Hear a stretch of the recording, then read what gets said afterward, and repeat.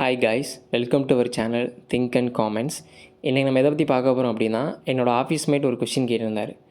ஒரு கண்டென்ட், அதாவது ஒரு ப்ராடக்ட்டை நம்ம பேக் எண்ட்லேருந்து ஜஸ்ட் அந்த கண்டென்ட்டை சொல்கிறதுக்கும், ஸோ ஃப்ரண்ட் எண்ட்லேருந்து நம்மளே ஃபேஸை ரிவீல் பண்ணி சொல்கிறதுக்கும் எது பெஸ்ட் வே ஆஃப் அப்ரோச் அப்படின்றது கேட்டிருந்தாங்க.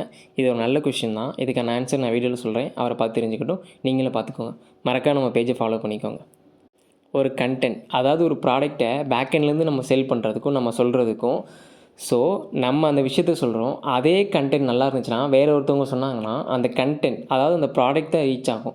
இதுவே நம்ம ஃபேஸை ரிவீல் பண்ணி சொல்லும்போது அந்த கண்டென்ட்டோடு சேர்த்து நம்மளுமே ரீச் ஆகும். ஸோ பீப்புள்ஸ் நம்மளே ரெக்கக்னைஸ் பண்ண ஆரம்பிப்பாங்க.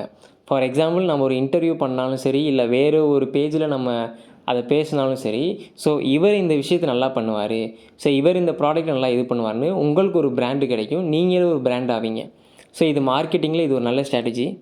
So best way of approach எது அப்படின்னா, நீங்களே ஒரு பிராண்ட் ஆகுறது. இவர் இந்த கண்டென்ட்டை கரெக்டாக சொல்லுவார், இவர் எந்த கண்டென்ட் சொல்லாமே கரெக்டாக இருக்கும் அப்படின்றது தான் ஒரு நல்ல ஸ்ட்ராட்டஜி.